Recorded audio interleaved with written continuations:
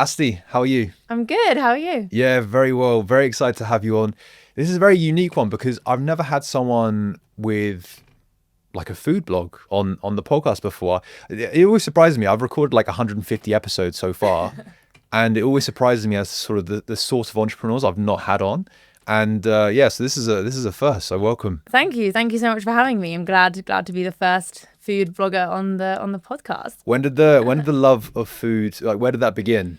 So honestly, I just feel like I've always loved food. I've always loved going out, trying new restaurants, cafes in London, even since I was a very little girl. I've been very lucky in the sense that my parents are also foodies. So have been, they take me along when they go out for dinner. And I feel like my love of food has really just come from that and the exposure I've gotten from, trying all these amazing restaurants. When I've grown up and I'm seeing all these new restaurants in London pop up, I've just always felt the urge to like book in and try them. I'm also very much a planner, so I would very much book my restaurant reservations in advance and, really just pack out my diary to try out all these new places. And, whenever I'm walking around London as well, I've been living here my whole life. So always seen places and I'm like, oh my God, I need to check that out. So yeah, I guess I've always just loved food.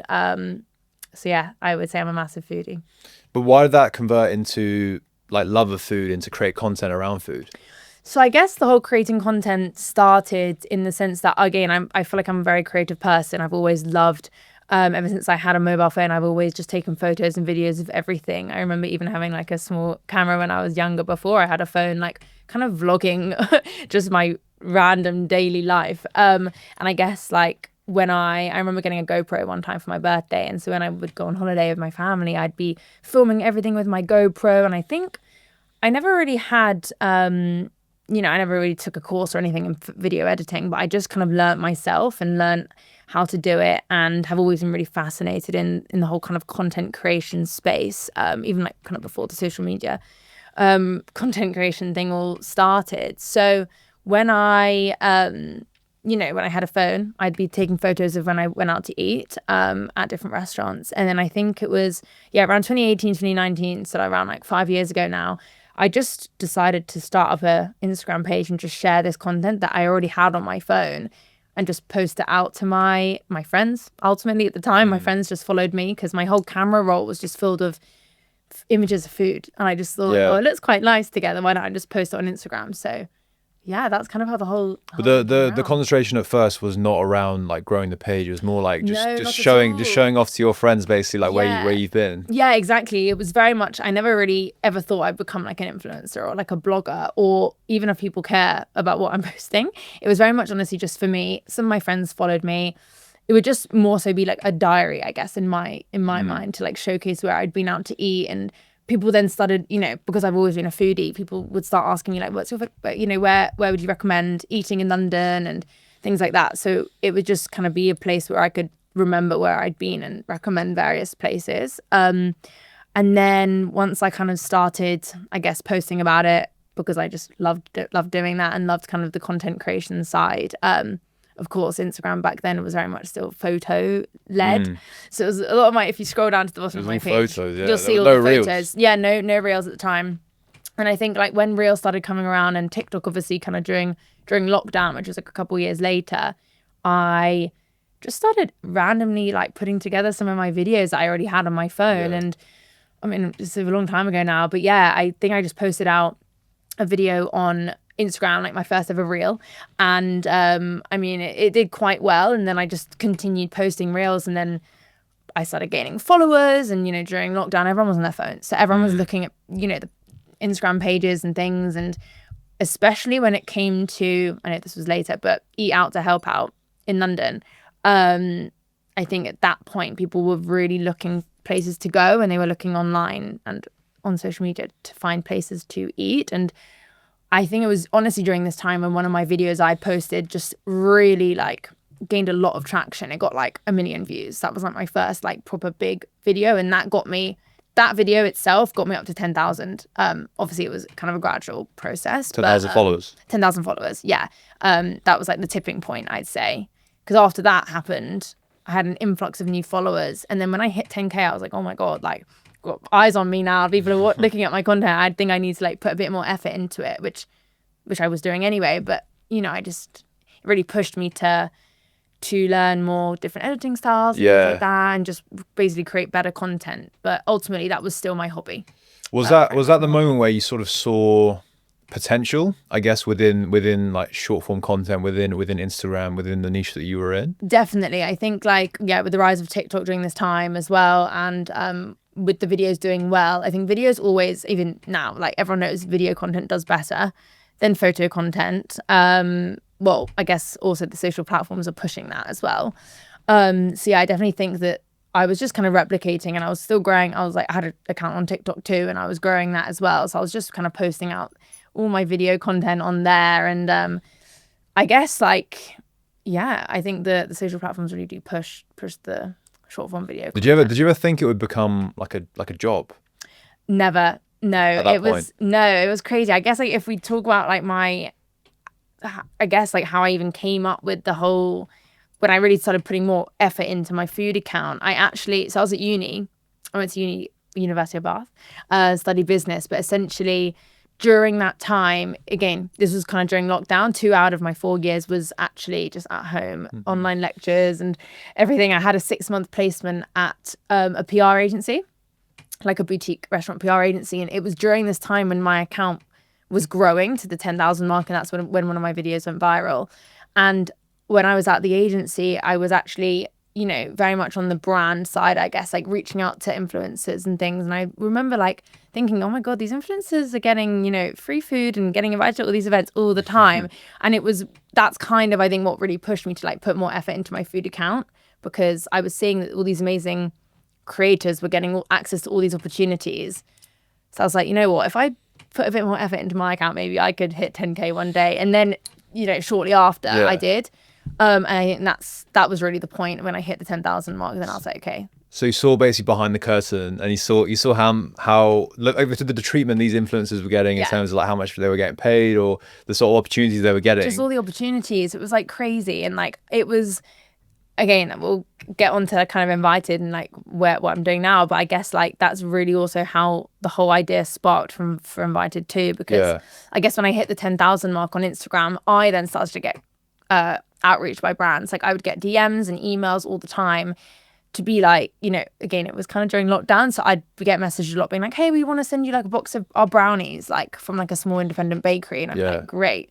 Like I'd be getting sent stuff all the time during lockdown. It was amazing. Like I'd get packages and packages. And then when, Eat Out to Help Out and people were coming out of lockdown, I started getting invited to restaurants, which is also amazing. And then when I went back to Bath for uni, I started getting invited to the restaurants there. So that was really cool. But yeah, I honestly just kind of snowballed from the point I got 10,000, I would say. So would you say like 10,000 was that sort of magic number where brands started like talking to you, you were getting more opportunities and also getting invited to these like cool places? I think so. Yeah. Really? So before that it was more sparse? Yeah, I guess like, of course, yes, I was getting contacted when I had like 8,000 or even like 6,000. That is still pretty good. Like it's, kind of nano micro influencer level.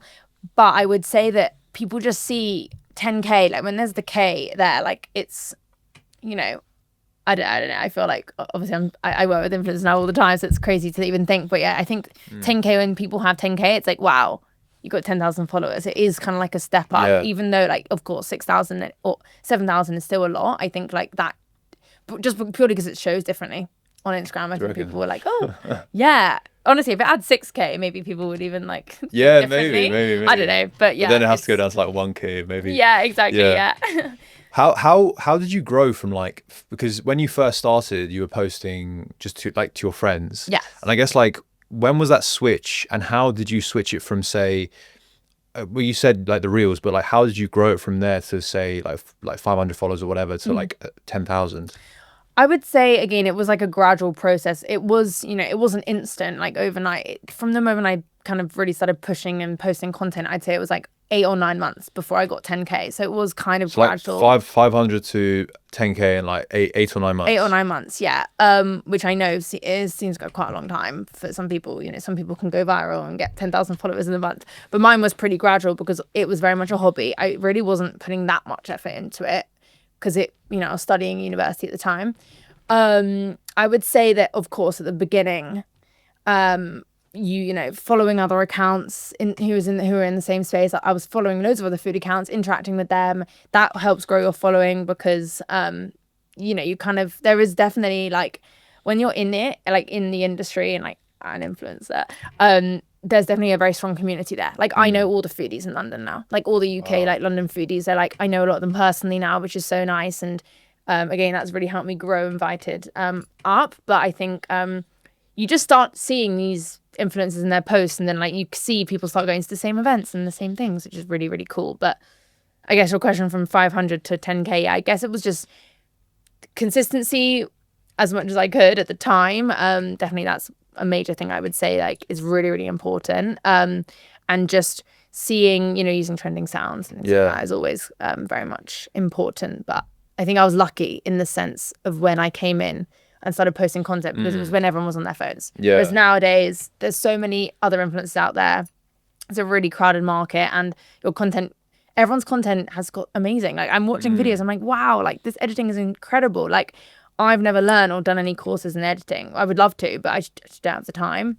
So I think like, yeah, people are really looking into like actual editing styles. Yeah. Like, if your content is specific, you can kind of recognize it. Like I can recognize some influencers posts, even if I don't see their handle, because I can recognize their editing style. And like that's kind of at a point I want to become like my page. I want people to recognize, okay, that's like an Eat With Ast reel, How have you seen, I guess, because now your focus is more on Invited, which we'll obviously talk about in a bit, but how have you seen Instagram, like TikTok, YouTube, how have you seen them evolve since you started and grew your page to say like now? So if someone listening and watching, if they want to, or like they have a food blog of their own right now that they want to grow or something similar, how have you seen sort of things change, and how can they sort of capitalize on that? I think it's really, the social platforms are crazy because I feel like they're adding so many new features all the time. I think you really just need to stay on top and actually lean into these new features as much as, like, for example, I remember when Instagram stories came around, and this was probably a long time before this, but I remember thinking, oh, no one's going to use Instagram stories. That's a Snapchat thing, Snapchat stories. And people didn't really, I remember I was like, what is an Instagram story? I'm never posting that. And now Instagram stories is like the thing. Like I use Instagram stories a lot more. More so than posting images. Exactly. Yeah, which is what Instagram started with. Exactly. So I think like as much as the social platforms are kind of copying each other and stuff, and you might think, oh, even when Instagram started doing reels instead of, their normal video posts, like people may be like, oh, that's a TikTok thing. But I think my advice would be like really lean into it.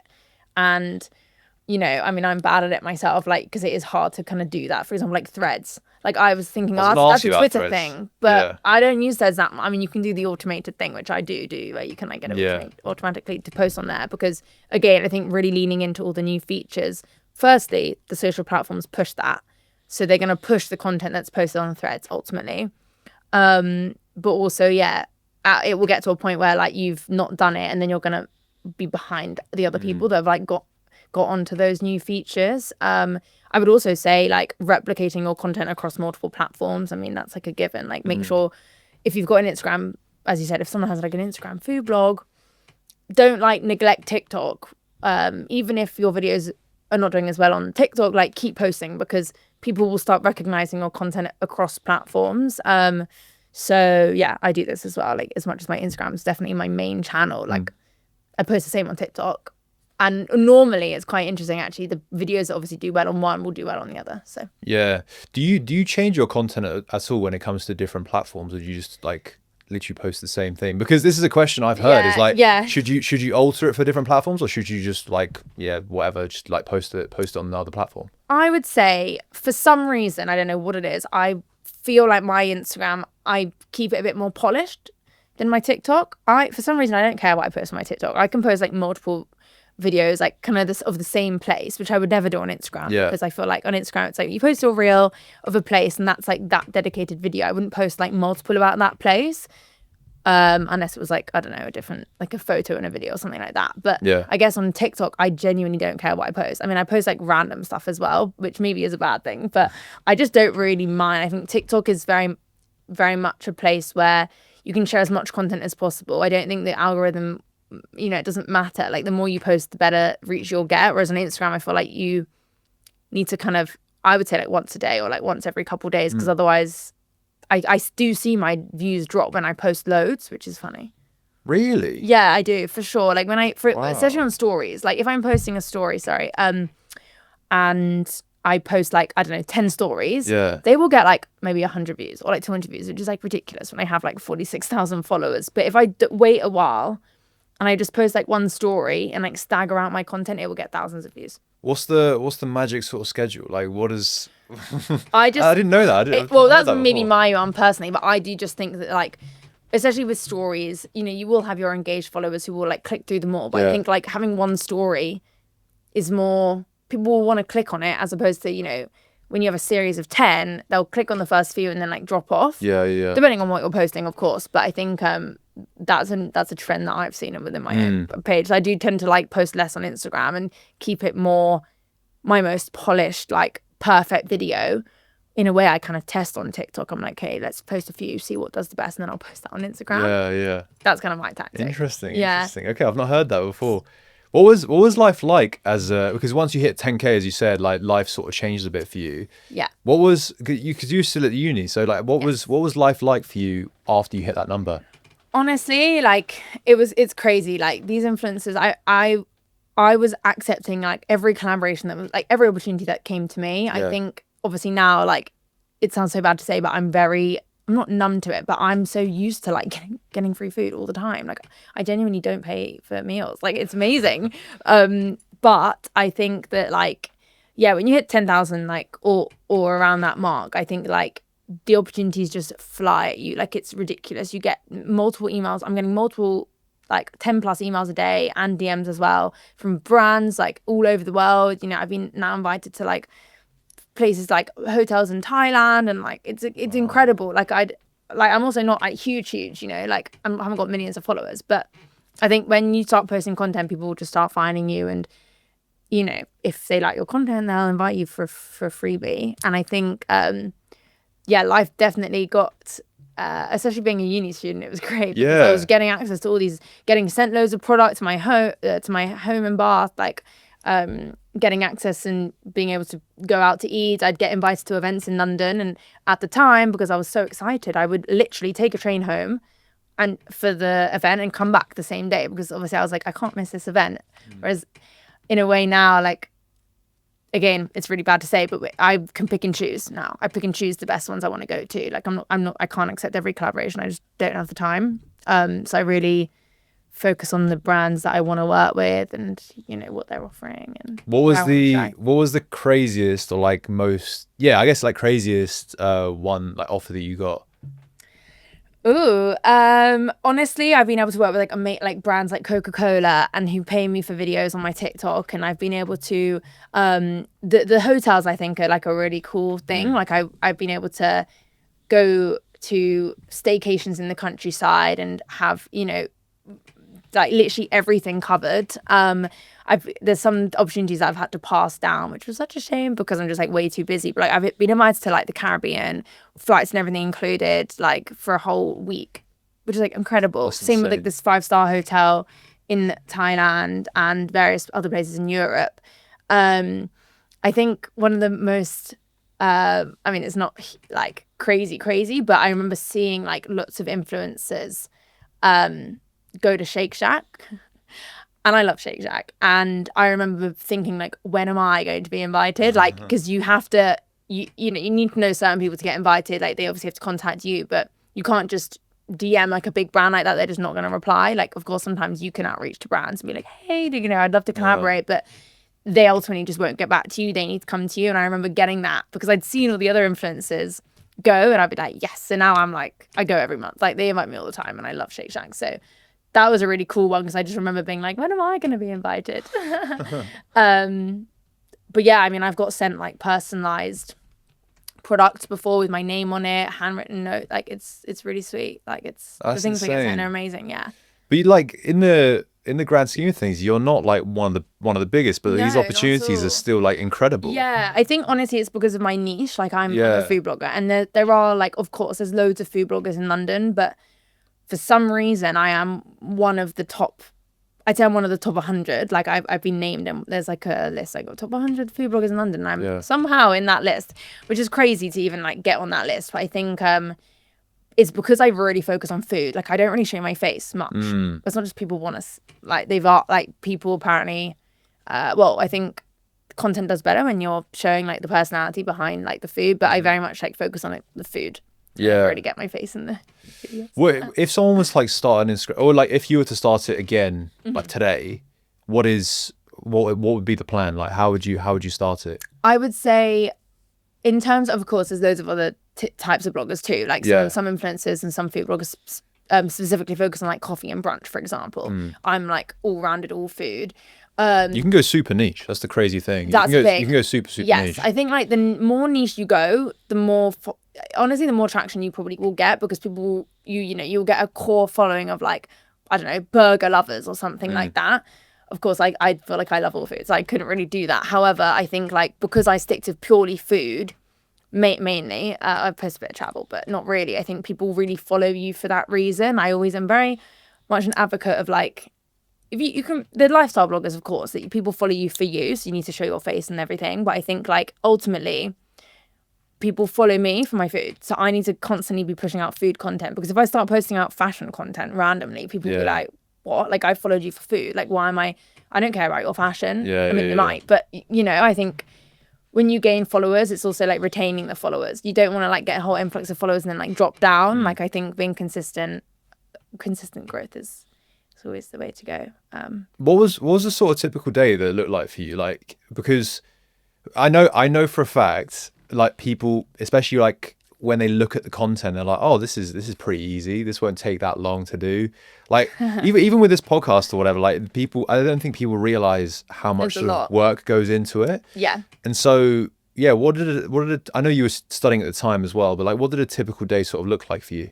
I guess if we talk about my food page, obviously now it's like completely different because my food page has very much gone down the priority list, I'd say. But I guess in terms of like my food page when I was kind of just a uni student, I very much, honestly, would go out for breakfast, lunch and dinner every day, free, which is amazing. But during, it's, as much as that sounds amazing, it is amazing, but I'm enjoying the food, but it's always work. I've got my camera out, I'm filming, like my friends, whoever's with me have to wait. They can't dig in. They have to wait for me to do my food, get my angles and get the videos and stuff. And of course, like, it's not that easy to like get good content. Like you really need to know, like, I ask to sit specifically by a window, for example, for the good lighting, because otherwise it's like dark and it's like the content's going to be bad and it's not going to perform well. There's all these little things that like, you need to think about, and I've learned over the years that I think obviously adds time to the whole process. And then obviously editing it is another thing. I could whip out a video pretty fast, I'd say, like 5-10 minutes, and sometimes those videos do end up doing really well randomly, but then sometimes I do spend like an hour editing or more editing a video. It depends on like the brand guidelines and things like that, and what I really want to showcase, and if there's like a voiceover, and if there's this, like for voiceovers, like you can't just sit there and do a voiceover. I literally write a script because you need it to feel, flow properly, and there's just a lot of things to think about. I think people don't really realize picking the sound, doing the captions, like writing captions is also like, quite lengthy, especially if I try to write like a proper review, and like rate the restaurant. So there's a lot to think about. And then obviously that's in between times of filming. So it's just like a lot. Yeah. Yeah, as I said, people don't realize the full extent of and then that's creation. Also not even, I wasn't even doing it full time. Like I was also studying at the same time. So it's like breakfast, then you got a bit of time, and then lunch, and then a bit of time, and then dinner, and it was all you as well. You didn't have like an editor or anything like that. No. I've got editors for this, so it's like I do sort of manage what goes on and stuff. Yeah. But when I was doing it all myself, it was just so much time you have to spend. Yeah, no. Yeah, it's like people don't realize. People don't realize at all. Like I've always very much run my food page. I do everything myself. Yeah. Do all the editing and everything. Of course, people have asked me like, can I help out? And like, I don't have the time to like go to all these like free meals. But I think like, one, editing style is really important. Like people understand, like they know it's me, firstly, and ultimately I like doing it. Like I'm not just doing it. I'm not, I don't really make that much money off my food page. Like it's more of like a hobby, and then I've turned it into a business. But yeah. Yeah. Let's talk about it now. So Invited, where did that, idea come from? And I guess like it was an evolution of sorts of or what you were already doing. So yeah, where did the idea come from? So Invited basically came around. I was doing my final year at uni. I mean, I guess like separately, I've always wanted to have my own business of some sort. I guess if I wasn't doing Invited, I'd probably be doing my food page full time or do another business. But I guess it was honestly at the point where I was getting so many emails, so many DMs. It was very, very difficult to manage this communication, because as much as I'm saying, it's all amazing, you get invited to all these free meals, like there's a lot of back and forth. It's like, honestly, sometimes it'd be like 40 emails back and forth. It'd be a restaurant messaging you, hey, Asti, we'd love to have you down to our restaurant. I'd be like, okay, cool. Can I come next Friday lunch? Oh no, you can't come then. Like we're closed. Like come this time. Back and forth for so long. And bear in mind, this isn't instant. It's like you might wait a few days in between these emails. So like by the time they get back to you, the time has passed. So it's like, well, I'm busy now. So I guess like that just was a bit frustrating. So I was like, I literally thought, surely there's an app out there or some sort of booking system like OpenTable or like Seven Rooms for influencers that I can literally go on and book. I thought there must be something. Did my research, there wasn't anything. It's a lot of like agencies or brands doing it in-house. So I guess that was kind of how I thought of it, because I thought there was something in the market. Had a look on the App Store, there wasn't anything. And same with events as well. Like these influencers obviously events are less frequent than the visits, but like getting invited to launch events, again, I get invited pretty much every day to an event now. Can't do them all, but a lot of the time, people are busy. Like there's always event dropout, and I think like people would message me like the day before an event or the day of, like literally in the morning, being like, hey, I see, like, by any chance you're free tonight for an event? And I'm thinking, I know for a fact that you're filling spots, because there's no way you're inviting me this morning for an event tonight. So obviously that was a bit awkward as well. I was a bit like, I don't know, I don't want to be, a filler. Also, I was busy. So honestly, initially, the whole idea for Invited came around for the event side first. I was like, I would love to see a calendar. As I said, I'm very much a planner, like in advance of all the new restaurant openings and what ones can I go to if the brand want me. So again, did my research for this kind of idea. There wasn't really anything. So honestly, just kind of came up with a business plan straight away. And I just thought, right, it's basically like a booking system for influencers. You've got brands and influencers who can kind of join an app. Brands put out the offers like an event or something, and it would look very similar to a booking system or booking app. And then I literally, as an influencer, can book onto the event or like request to attend, and then the brand can basically say yes or no. Because from my experience at the agency, I very much know that like you got your core list of influencers. You want people 10k plus or 20k plus. They will need to be food focused, not lifestyle, for example. So basically, that's how the whole idea came around. So, and that didn't exist before? No. Because you're right. I guess like all that communication is over email or through agencies or on Instagram DMs. Yeah, so exactly. It's all fragmented manual, and it's manual as well. Exactly. So there wasn't anything really in the market. Of course, now we've got some competitors. But at the time, there wasn't really anyone who's done a proper tech platform to streamline it. I think like you just think like, oh, it's a manual job, right? You need to look through. But actually, of course, there's a part of it which is manual, and also it's in person, like events and stuff. But I think like, what we've done with Invited is very much streamline the process, and we make it easy for like the influencers to like find things to, go to, find restaurants to book into, makes their life a lot easier. And then from the brand side, again, like getting access to thousands of influencers that we now have on the platform, it's like amazing. What did you build for? Because like you were like two-sided, I guess. You need to like bring brands, but also like influencers, and there isn't value for either of them unless the other party is there. Exactly. So like, which side did you decide to build first? So essentially, I'll kind of explain like how the whole thing came around and like when we did it. So it was actually in February 2022. I kind of came up with the idea. I was still at uni at the time. Basically started building out the platform. So we built the platform out, which was basically it's a mobile app for influencers and a web-based platform for brands. I just thought marketers probably use a computer, so it's pretty easier. Obviously I have a tech team who've basically been building that. We basically spent the majority of 2022 building out the platform. And then obviously, as you said, we're a marketplace. We need users on both sides to make it work. So how I did it was very much just me at the time. Honestly, for like a year, it was pretty much just me doing it. But because I'd met a lot of these influencers, as I said, there's a really strong community of food influencers and other influencers. But in MySpace food, that I'd met at events and just online, really, like on Instagram, that I genuinely just DM'd hundreds of them, and I just said, hey, I'm building this app, like, do you want to join? Like, please join, you know, like I knew from them, and they were like, yeah, sounds super exciting, like, we'd love to join, like, haven't seen anything like this. Got everyone on a wait list. So I was like, okay, I've got a couple hundred influencers now on the wait list, ready to Were they all focused around food? Or they... Initially food, yeah.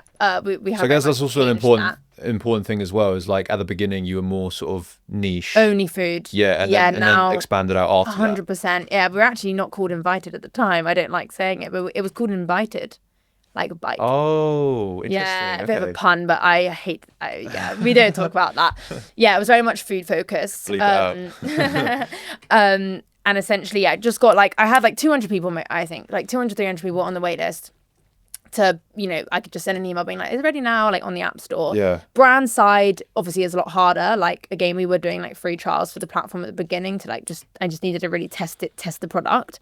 I guess we did have like a soft launch phase for a couple of months before we like officially launched, but from my connections and the brands I'd already worked with and the restaurants that had invited me, I just said like, hey, like, why don't you join my app? And I explained the process. Of course, it was a lot harder because they're like, what? Like, we've never even thought you could do this through tech.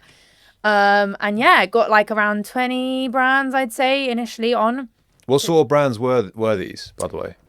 Restaurant brands. All restaurants. Like, we had like salad bars, some restaurants all around. I mean, some of them, we have like a yogurt bar that's still. And how did you onboard them? Just through email? So we basically, the web platform was ready. I mean, everything was ready, but we hadn't released it to the App Store yet. So we basically got them all set up on our web-based platform, which is basically a self-serve platform where brands can come onto the app. So, for example, this yogurt bar, it's called Fresco, which they've got an offer live now. So they've been with us for like 2 years. But essentially, they literally came onto the app. They were offering like some yogurts and smoothies for the influencers, and basically they just set up the offer. They add in all their photos and the handles and the hashtags and everything they're offering free for the influencers. They put this offer out live on our app, and then the influencers basically were able to book and go, or like just go visit and redeem. So it's all very self-serve even to this day. But is there like a threshold where so the brand can just like says, you know, you have to be minimum this, like is there a threshold or like so we've got different features on the app. At the time, we only really had invites, which was like individual visits and events, but we have very much expanded that now. We do this like walk-in feature specifically tailored to like coffee shops, fast food chains, and we have like loads of amazing brands like Chipotle and Dunkin' Donuts and you know, lots of like independent coffee shops on that feature, which came after because we were finding that it was just a need for that type of product. You know, coffee shops don't need a restaurant booking, really. You just can walk in.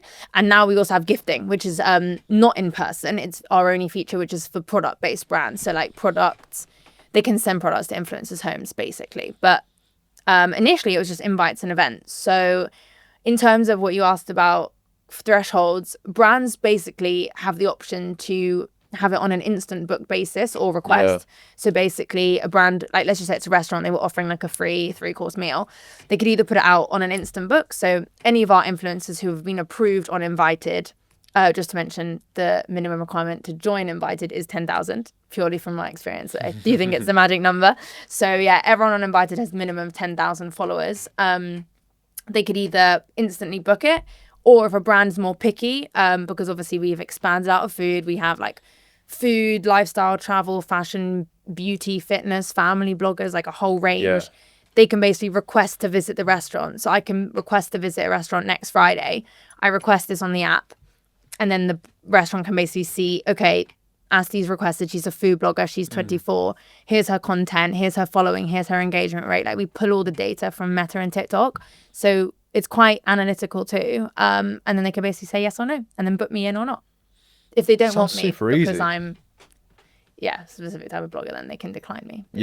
But yeah, it does sound super easy. And like I guess the exact problem that you're solving is getting rid of that whole like fragmentation, that time lag.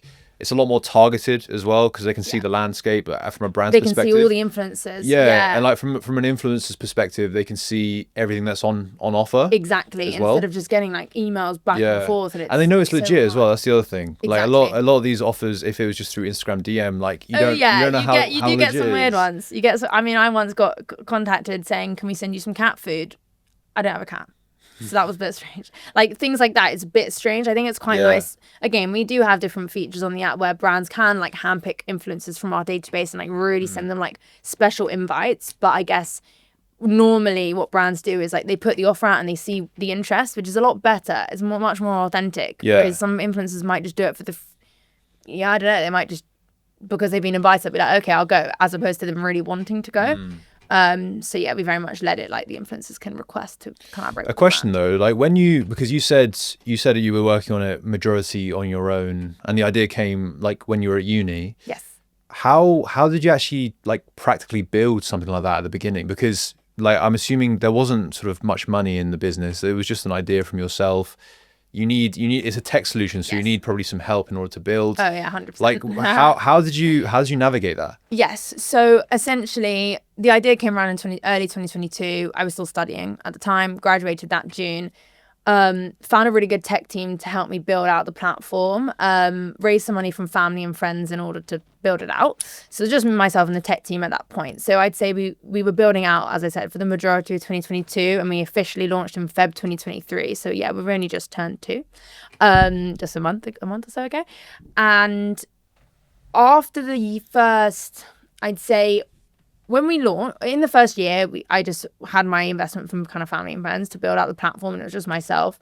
So that was kind of the only costs, I guess. And then from February 2023, that's when I started getting external investors in, Right. who very luckily like kind of came to me.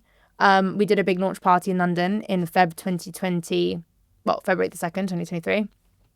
I invited all those influencers who were on our wait list, and plus like honestly anyone in my network that I thought would be useful in the restaurant hospitality space. Invited the founder of Leon Restaurants, John Vincent, who from that point turned into an investor. So that's how I got my first external investor, because I invited him through like connections. Yeah. Didn't think he would come, honestly, because he like what was I like, it was just a random launch party with loads of influencers, you know. But I ended up getting loads of brands and like PR agencies and things just that I'd like met through the, you know, this whole process. And after that point, yeah, he just said we'd love to have a chat about investment. Yeah. Had never really pitched properly before, but yeah, basically got him involved as our first kind of like proper external investor, I'd say. From that point, I've been so lucky that I've had other people find me through LinkedIn or other connections who've like put money in. So that's really helped me hire more people, some of my team who are with me today. So yeah, I mean, my team's still pretty small, but I'd say, yeah, majority of our investment to date has gone to the tech. And we've built a pretty solid platform that's like ready to be scaled globally.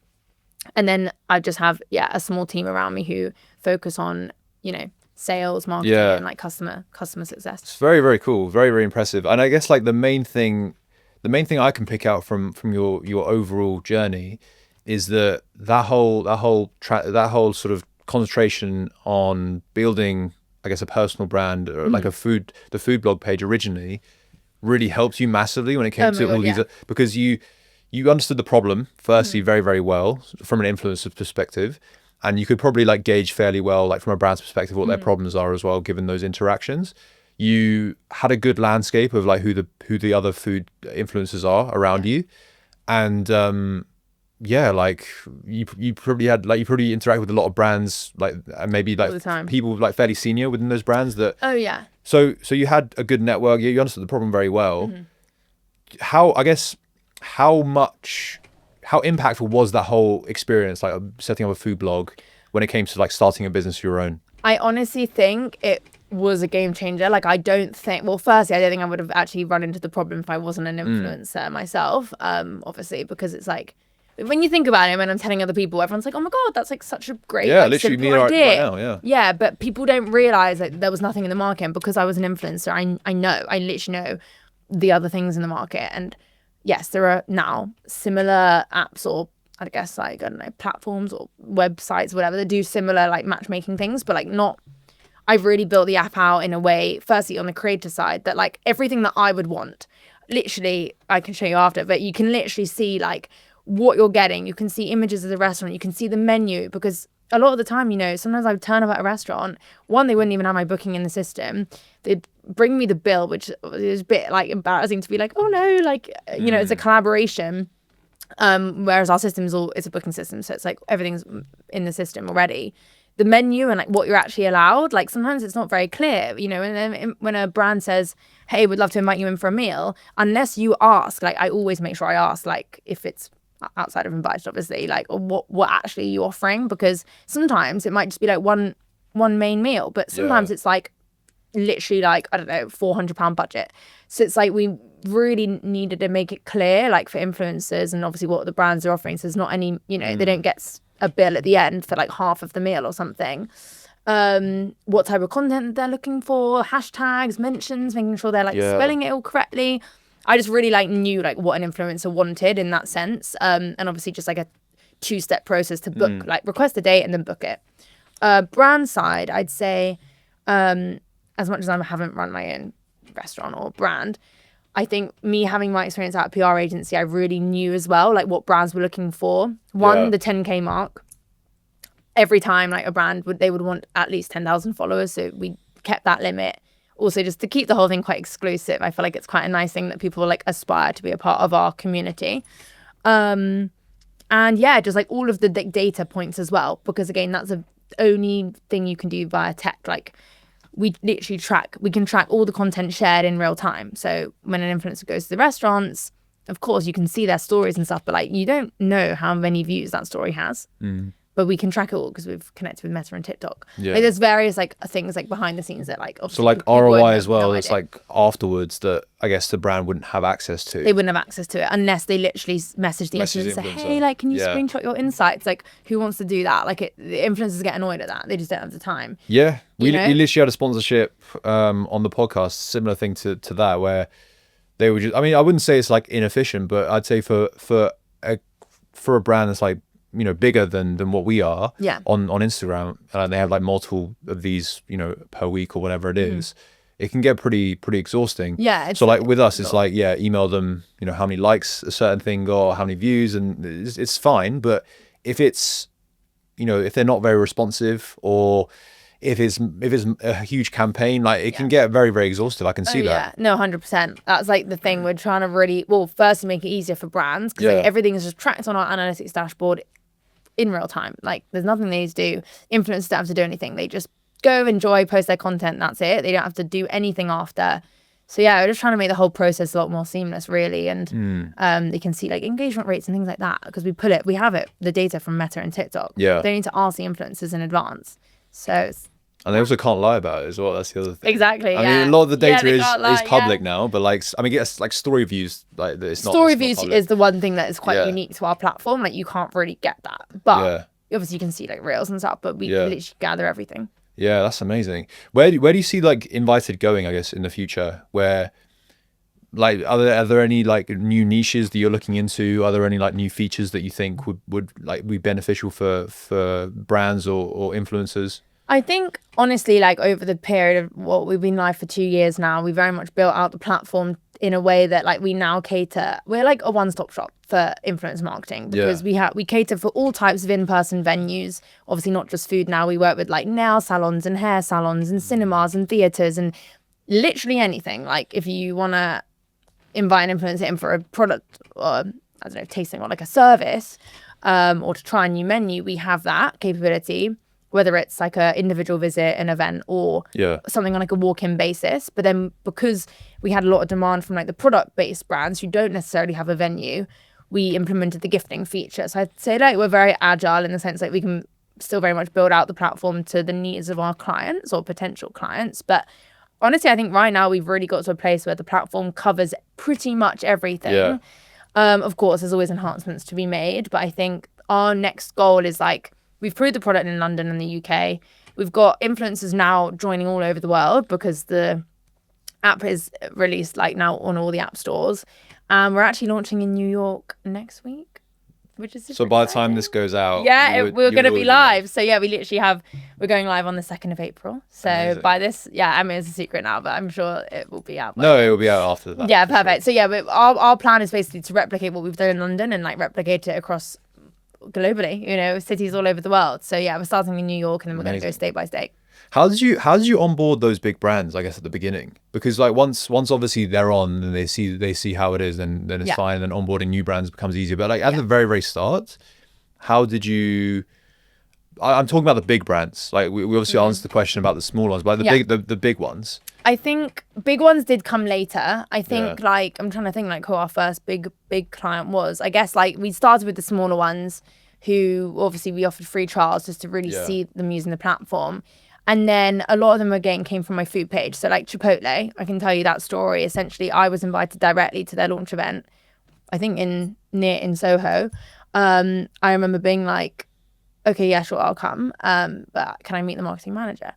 And they were like, yeah, like they'll be there. So I went, met the marketing manager, got a meeting with her, and then just explained the whole thing and got them signed straight away. Wow. So I think it's just like showing them like actually how the app looks, how it works. Because when you say it, it seems so simple and they're like, oh, like don't have time for another tech platform, like whatever. But when you really realize that like we have all the creators that were at this event anyway, like they knew all of them, right? So instead of going through the process of the email back and forth, you literally could have put it out on the app and now do like get people down. So now Chipotle do all their events on our app. Amazing. And the generic promotion that I can just go get my free burrito, you know. But yeah, I think the bigger brands obviously have come, and then once you get one over the line, it's a lot easier to get the others, as you said. But again, that came from your experience being a food majority blogger of my themselves. clients have come from my food Yeah. page, I would say. But like, that's honestly. just like the value, I guess, in Yeah. order to like building something yourself. That's maybe like slightly adjacent to like a compliment, I guess, to what you're building afterwards. Yeah, exactly. Which is also why I kind of do need to still put effort into my Yeah. page, because it definitely it got us Hilton hotels.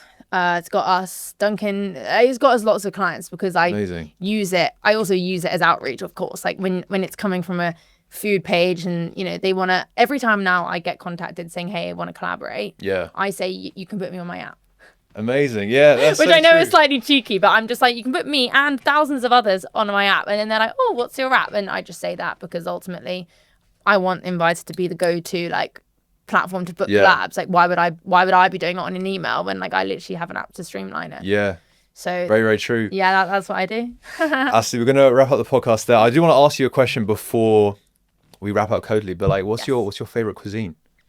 My favorite cuisine. Yeah. Ooh, I would have to say Japanese. Japanese. Yeah, I Why? just love sushi so much. I could eat it every day. What's an underrated cuisine? Underrated. Ooh,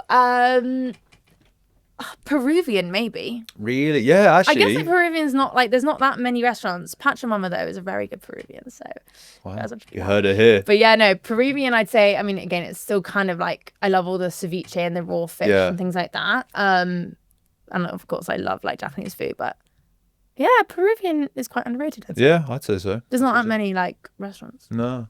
How can people stay in touch with you and Invited going forward? If you want to stay in touch with me, you can. Well, I've got Asti Wagner on LinkedIn. Eat with Ast is my food page on Instagram, of course, and TikTok. And then Invited is invited.app on all social media. So LinkedIn, TikTok, and Instagram. So if you're a brand, you want to work with us and our influencers, then I'm here. Amazing. Asti, thank you so much for coming on the podcast. It's been such a pleasure having you on. Thank you so much for having me. I'm sure we'll talk very soon. Thank you so much. Thank you.